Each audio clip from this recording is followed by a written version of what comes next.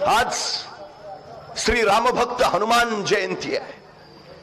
तुम्हाला माहिती आहे जगभरात प्रभू श्री रामचंद्रांच्या बरोबर फक्त श्री हनुमानाचीच मंदिरं तुम्हाला दिसतील। प्रभू श्रीरामांच्या बरोबर असंख्य लोक होते, त्यांचे बंधू स्वतः लक्ष्मण सोबत होते, पण लक्ष्मणांची मंदिर आहेत का? मंदिर झालं प्रभू श्री रामचंद्र भक्त हनुमानांचं। का? कारण हनुमानांची रामचंद्रांवर प्रचंड भक्ती होती, त्यांच्या ठाई प्रचंड निष्ठा होती, निष्ठेनंच देवत्व प्राप्त होतं। ही सगळ्यात महत्वाची गोष्ट आहे। अयोध्येला परत आल्यावर राज्याभिषेकाच्या वेळी सगळ्यांना बक्षिसं दिली गेली आणि त्यावेळी सीता मातेनं स्वतःचा एक अनमोल हार हनुमानाला दिला। हनुमानाने तो रत्नहार घेतला खरा, पण एका कोपऱ्यात बसून हनुमान त्या रत्नहारातला एक एक मणी फोडून बघायला लागला। सीता मातेनं काय कळेना, एवढा किमती रत्नहार आहे आणि हा फोडून का पाहतोय? सीता मातेने हनुमानाला विचारलं, हनुमान हे काय करताय? आणि हनुमान म्हणाले, या रत्नहारातल्या मण्यात श्री राम आहेत का मी बघतोय, पण इथं कुठंच मला राम दिसेना। जिथं राम नाही त्याचा मला काही उपयोग नाही। खरं तर ओमराजे निंबाळकरांना सुद्धा अनेक आमिष आली, अनेक गोष्टी द्यायची ऑफर सुद्धा आली असेल, पण या पठ्ठ्यानं एकच सांगितलं, जिथं लोककल्याणाचा राम नाही तिथं मला जायचं नाही। श्री हनुमानाने छाती पडल्यावर जसे प्रभू श्री राम दिसले आमच्या हनुमान भक्त असणाऱ्या ओमराजे नाईक निंबाळकरांच्या हृदयात सुद्धा तशीच तुम्हाला शिवसेना दिसेल, उद्धव बाळासाहेब ठाकरेंची शिवसेना। हे निष्ठा असते, ही निष्ठा असते।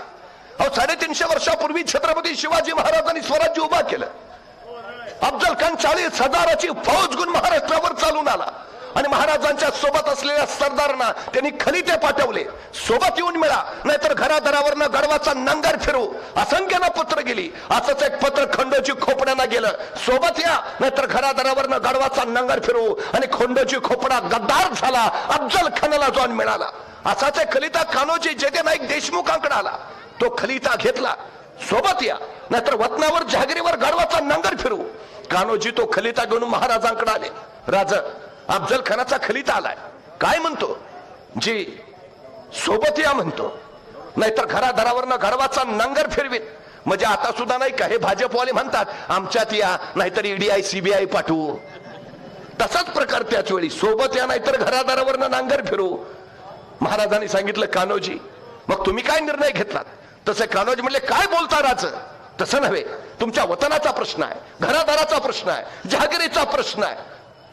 तसे ताडकन कान्होजी उठले, शेजारचं तांब्या भांड घेतलं आणि त्यातलं पाणी स्वतःच्या हातावर सोडत ते म्हणाले, राजा हे सोडलं पाणी वतनावर, हे सोडलं पाणी जहागिरीवर, हे सोडलं पाणी कुटुंबावर, हे सोडलं पाणी पोराबाळांवर। ह्यो कान्होजी जगल स्वराज्यासाठी आणि मरल स्वराज्यासाठी। राजा मैदानात ज्यावेळी तुम्हाला हडं दिसतील, ज्या हडातनं स्वराज्य स्वराज्य आणि शिवराय शिवराय ऐकू येईल, ती हडत तुम्हाला या कान्होजी जेदे नाईक देशमुखाची असतील।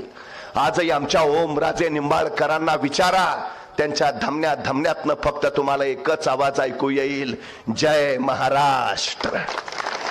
ही सगळ्यात मोठी निष्ठा आहे। निष्ठेनं राज्य उभा राहतात आणि स्वार्थानं फितुरीनं गद्दारीनं ती ढासळतात, हा सगळ्यात मोठा विश्वास आहे।